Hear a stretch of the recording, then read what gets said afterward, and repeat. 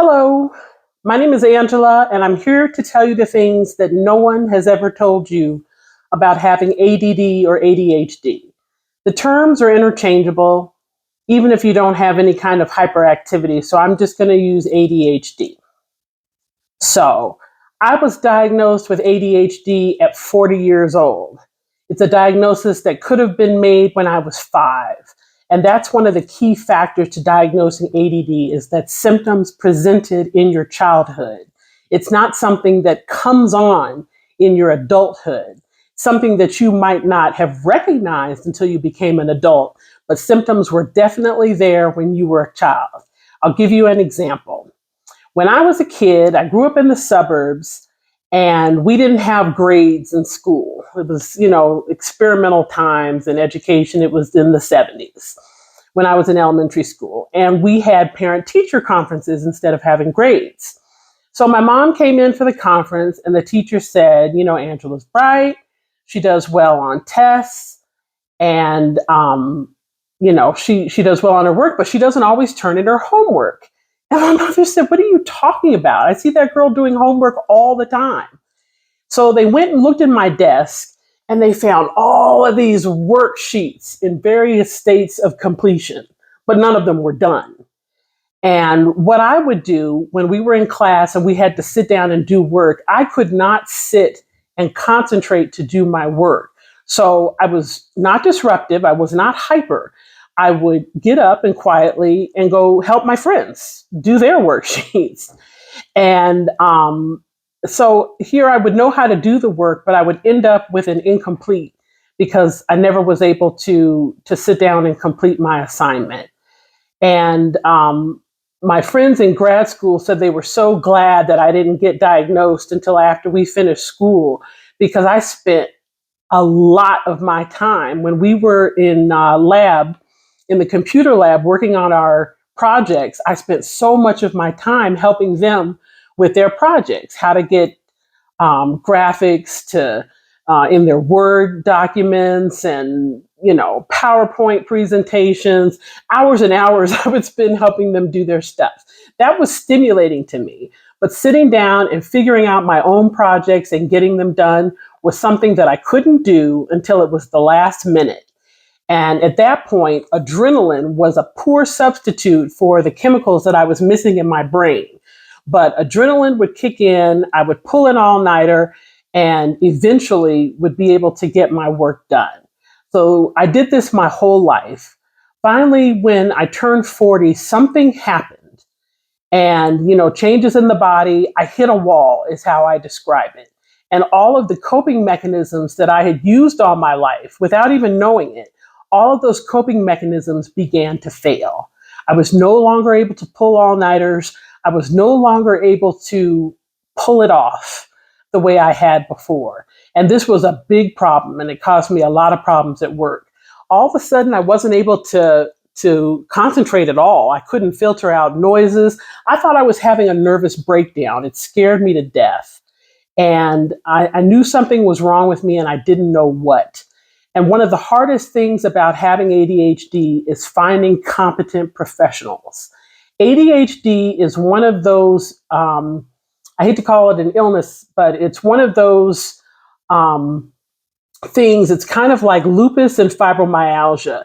It doesn't get a lot of respect in the medical community. And in the mental health community, there are a lot of professionals that don't even believe that it exists, that it's a legitimate diagnosis. And these are people that don't struggle this way and have a hard time conceiving of people actually being that hampered in their concentration and their executive functioning and their ability to operate in the world, to understand that this is a legitimate diagnosis. So the first thing I had to do was find a professional. So sometimes people say they treat ADHD, but you go and you find that they're not really knowledgeable or aren't really accepting of the reality of your condition. The first person I went to, he talked to me about how rude it was to be late, to turn things in late, to be late to meetings, and that I needed to be more organized. And he suggested that I find a course in organization and get a planner. This was a number of years ago before everything went digital, and to get a planner and to organize my life that way. And I just looked at him. At that point, I could have taught a class on organization. I knew how to do it. I just couldn't do it. If I had a planner, I wouldn't remember to put things in it. So what's the point in having something that contains all of your appointments and everywhere you have to be if you don't even remember to put things in it, or you lose it and then you can't find it? So that wasn't very useful. One thing that did happen, I had someone suggest to me a group on women with ADHD. And that was a turning point for me. I went to that group, and not only did I meet other women that were suffering with the same thing that I was, but I met a therapist that truly understood ADHD and how it presents in women. And I realized I wasn't diagnosed as a child, because diagnoses in childhood are often reserved for boys who are bouncing off the walls, can't sit still in class, disruptive. They get diagnosed with ADD and they get put on medication. Girls with ADD are often characterized as spacey, and they don't focus, or she's in a dreamland, or she's off in her own world. And so we don't get diagnosed. Many women do get diagnosed when they take their children in. And as the doctor is going over all of the different symptoms, you have a mother sitting there realizing for the very first time that the doctor is describing her and her life. ADD is highly heritable. If you have it, more than likely you got it from one or both of your parents. If your child has it, the same thing. That's how, like I said, a lot of women come to realize that they do have ADD is when their own child gets diagnosed. I'll go into my story more in a later video, but right now I just want to give you some life hacks, some tips and tricks on going through life with this condition, and some things that you can do to make your life easier. The first thing I want to say is give yourself a break. If you are like me, you've been told all your life that you have a lot of potential and you just don't work to your potential. You might be a B student, but you're capable of being an A student, a C student, but you are capable of being a B student, but you never work to your potential. I've been told that all my life. I even had a therapist in my early 20s when I described, what I was going through. She said, "You have a fear of success." And I thought, well, I'm pretty fond of success, actually. I don't think that's it. And she also didn't know anything about ADD, which is why I didn't get diagnosed in my 20s. And, spent time with someone doing therapy with me, trying to figure out why I was self-sabotaging. I wasn't self-sabotaging. I was missing key chemicals that activate the executive functions in your brain that allow you to initiate tasks, to categorize tasks, to make distinctions between what is essential and what can be done later. Most people do a list as 1, 2, 3, 4, 5. People with ADD will have 1A, 1B, 1C, 1D, all the way through 1Z. And we don't even get to number 2 because we're stuck in all of this minutia. So I encourage anyone that hasn't seen a competent mental health professional to do that, because more than likely you will need medication. Medication is your friend. And the way I look at it, if I had a vitamin deficiency, I would take whatever supplement I needed to take to counteract that vitamin deficiency. Well, when you have ADD, you are deficient in certain neurochemicals in your brain. And it's very likely that you need some medication to help you make up for that deficiency. I personally take Vyvanse. It's Vyvanse, and I take 70 milligrams. This is a long-acting drug, so I take it in the morning, and it pretty much works all day. When I was first diagnosed, I was given what a lot of people are given, which was essentially Ritalin. And I remember the first time I took it, it was like I had needed glasses all my life and got glasses for the first time, and I could see clearly. It was amazing. And unfortunately, while it did work for a little while, it didn't last all day. I was constantly having to take more. And after a while, it didn't give me the same effect that it did when I first took it. And I tried a couple of things and landed on the Vyvanse. You have to be patient with yourself.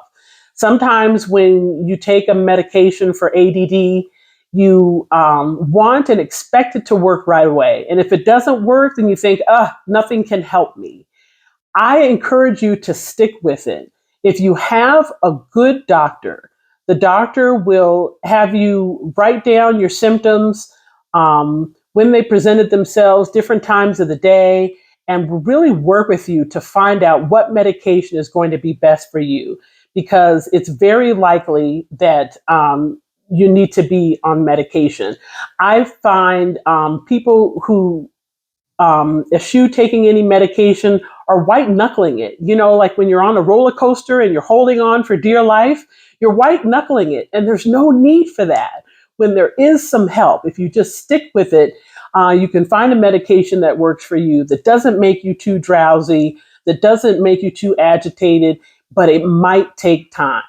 So that's it. That's my spiel on medication. Now for my tips. One thing I've learned is that having ADD is a lifelong thing, even when you're on medication. It's not going to take away all of your symptoms, but it will give you enough concentration and control to handle what you need to handle in your life. But in order to do that, you might need to augment with, like I said, tips and tricks to get through every day.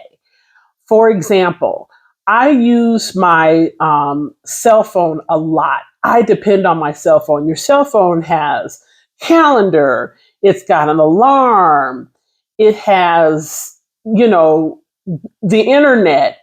Everything that you might need is right at your fingertips. So don't hesitate to use your calendar. When I make an appointment, I immediately, while I'm making the appointment, have my calendar app open, and I put just a shorthand note for whatever the appointment is. For my medical appointments, those are going to come through my portal.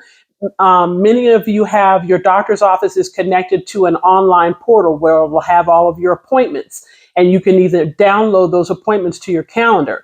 Well, I need a placeholder until I can download that appointment from the portal to my phone. I put an appointment in myself. Once I download the appointment from the portal, I delete the appointment that I made. But you can't count on yourself. I'll do that later. People with ADD cannot do that later because you won't remember. When you think of something, I'll remember that later. What was that author? What was the name of that song? What was that appointment? What did my boss tell me to do? You need to be taking notes all the time. In order to take notes all the time, you have to have the tools to take notes all the time. I suggest things like, this is a box of 24 mechanical pencils. I have these pencils all over the house. I have pens all over the house. I have notepads all over the house. I have large ones like this, and I also have Post-it notes like this. I work from home, but if I have to go into the office, I can't tell you the times that I have gotten to the office and my computer is back here at the house. That doesn't happen to me anymore. The night before I'm supposed to go into work, I put my computer in my backpack, put the backpack at the front door, and I have to trip over the backpack to get out of the house. If there's anything else I need to remember, say there's something in the refrigerator, there is a note taped to my front door that there's no way I'm not going to see it, telling me to get such and such out of the refrigerator.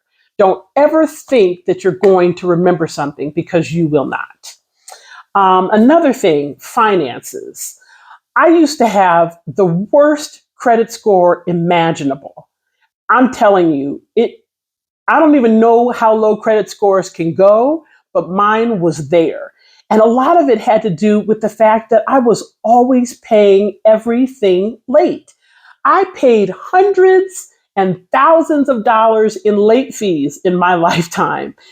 Very often I had the money in my account, but I simply forgot to pay. So that doesn't happen to me any longer. All of my recurring bills are on automatic debit. Now, here's the key. You need to have two checking accounts. I have a savings account, but I'm talking about two checking accounts. One checking account has all of your recurring debts, your mortgage or rent, any HOA fees, your gas and electric, your cell phone bill, your cable bill. These are things that are pretty much the same every month. You have to pay them monthly, and they're not surprise expenses. They're expenses that are expected and they're recurring. You have those come out of one of your checking accounts. The other checking accounts is for more flexible spending. I do my grocery shopping out of this other account. If I need to buy birthday gifts or any other kinds of presents, or I'm getting something off of Amazon, I'm doing that out of the other account. So you're going to have two direct deposits. Most of the time, you can have as many direct deposits as you want. You don't have to have all of your check going to one account. You can split up your check. So I have a certain amount, a set amount going to the checking account with my large recurring expenses. And then I have an amount that goes to my savings, and then the rest goes to my other checking account. That's my more discretionary account. That's the one I have to keep track of. That's the one where I need to check and see, can I afford that birthday gift? Can I afford those concert tickets? Whatever that may be. That will make a big difference. If you have things, all of your bills coming out of your account automatically. You don't have to remember when they're due. Most of the time these days, you can set your due dates. So if you want to stagger your due dates, or you want everything to be due at the beginning or the end of the month, however you want to work it. But whatever your recurring debts are, have those come out of one of your checking accounts. And your other checking account is for more flexible expenses. Another thing that I do, like I said, I depend a lot on my phone. Well, even though I have a bedtime routine, which includes putting my phone on the charger, every once in a while I forget. So you wake up and you don't have much charge on your phone. So I carry around an extra charger with a small charging cable, because I just stack my phone on top of my charger and plug it in, and it can be charging while I'm using it. So these are for the times that I forget to charge my phone, because no matter what systems I have, I'm still going to forget. So you build something in so that you don't forget. So that's why I have the charger. This is in my purse. My purse goes everywhere with me. I carry my purse every day. So I'm always going to have this extra charger with me. So no matter what happens with my phone, I'm going to have the ability to give it a charge until I can get back home. One thing that I actually keep in this little pouch, at church, we wear name tags. So every Sunday, I need my little name tag with a magnetic back. So I put the name tag in this pouch with the charger. It keeps it protected. It keeps it in my purse. Every Sunday, I have my name tag. And I'll tell you, every Sunday, people tell me, because I'm the one that orders the name tags, oh, I forgot my name tag. I can never remember it. Hey, I have mine every Sunday. I'm the one with ADD, but I'm the one that also has my name tag every Sunday because I have a system. So I have my name tag in there. Another thing that is a big tip that I want to tell you about is from Amazon, is the Echo. This is the Echo Dot that I have. And as you can see, this one shows the time. I specifically show this one that has the time because I always need to know what time it is. Sometimes I don't have my phone on me. Right now, I can't find my watch because I have ADD. I can't find my watch, and I need to know what time it is. It's right there, and it's always up to date because, unlike me, Alexa, she thinks I'm talking to her, knows what time it is and what day it is. Sometimes, Sorry, I don't have an answer for that. Thank you. Sometimes I'm not sure what day it is. Is it Monday? Is it Wednesday? And I say, Alexa, what day is it? It's Sunday, December 17th. She gives me the day and the date, exactly what I needed. I'll ask her the day. If I can't see the display, I'll ask her the time, and she tells me the time. Another thing about another way to use Alexa with things like grocery lists. Alexa, Alexa, read grocery list. You have 5 items on your grocery list: salt, milk, bacon, bread, and eggs. I dictated those two earlier today. And if I'm at the store and I can't remember what I was supposed to get, I pull up the app on my phone and I ask it what the grocery list is, and she will display it right there on my phone. That can be a great tool. I can't even tell you how many ways you can use this tool in your home to keep track of lists, to set alarms. Alexa, set an alarm for 6 p.m. Alarm set for 6 p.m. Okay.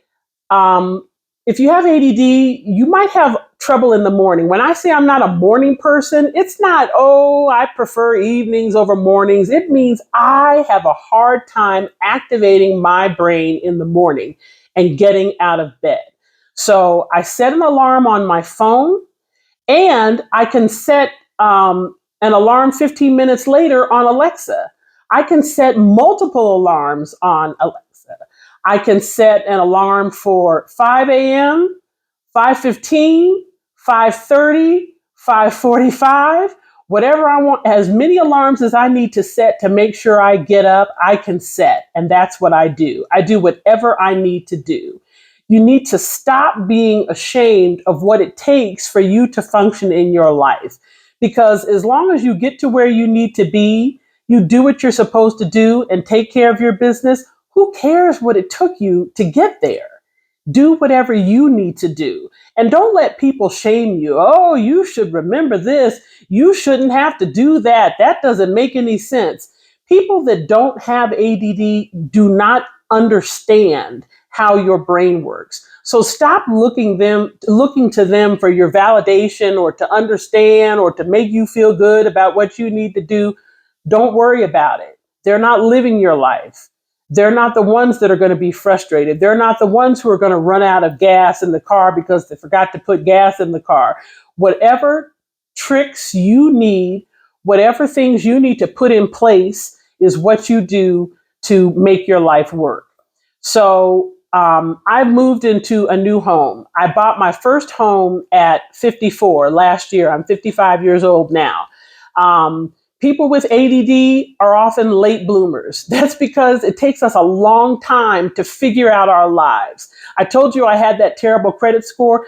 My credit score is fantastic now. The first number is an 8. It doesn't get much better, but it took me a long time to get here.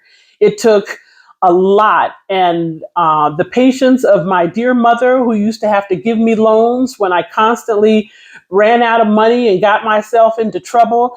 And she would make me pay it back, and I would pay it back, but I would keep digging holes for myself until I figured out how to organize my life. So I'm telling you, I didn't get here overnight, and I didn't get here by accident. So anyway, so I moved into this house, and I got several sets of keys, and I made sure my best friend had a set of keys, and my door locks from the inside. I locked my door, went out. I didn't have my keys with me. So now I'm locked out of the house. Well, I said, this will never happen to me again. So I wanted one of those boxes like realtors use, but I didn't want one on my doorknob. I wanted something mounted. I have kind of an alcove around my front door that you can't see from the street. So I went on Amazon and I found a lockbox that has a 3-digit combination that spins, and it also has a key backup. And, this was important because I could forget my combination. So I have the key hidden, and I have a combination that I always use. It's my PIN number, and I will never be locked out of my house again. I have the house key in there, I have the mailbox key in there, and I always have an extra car key here in the house. It also allows me to direct anyone that I need that might be taking care of my plants, or I'm about to get a puppy. I might need someone to come and take my puppy for a walk and let him out to pee. And all I have to do is give them the code to that box, and they have access to the key, and then I can change the code if I want to. So I've got a lockbox for keys. This has changed my life. I haven't locked myself out again, but I know that if I do, it's not a problem. When I locked myself out before, I had to take an Uber to where my friend was. She had to drop off the keys with some other people. I had to get the keys from them. It was a whole thing. That will never happen to me again. So when you go through something, after you finish beating yourself up about it, sit down and figure out what it will take for that to never happen again. What do you need to put in place for that to never happen again? I used to run out of gas. Now I get gas on a regular schedule, and it doesn't hurt that I live right next to Costco and I get gas from Costco. It was embarrassing having to have somebody come and bring a gas can because I'm in the middle of a driveway of an office building and my car has run out of gas. It's ridiculous. And I'm sure you have plenty of stories of things that have happened to you if you have ADD as well. But now, whenever something happens to me, I sit down and figure out what it will take for that to never happen again, and I put that in place. If I need to buy something like the Echo Dot, I'll buy it. And trust me, I'm not getting paid by anybody for any endorsements in this video. I don't even know how to get a brand deal. I'm just telling you about the things that work for me. So that's all for now. I'll have more tips in another video, and another time I'll go over what happened when I finally hit that wall at 40 and got diagnosed with ADD. I almost lost my job. I had to get a lawyer. I had to fight for myself. It was a whole thing, but that's a story for another time. Thank you and good luck.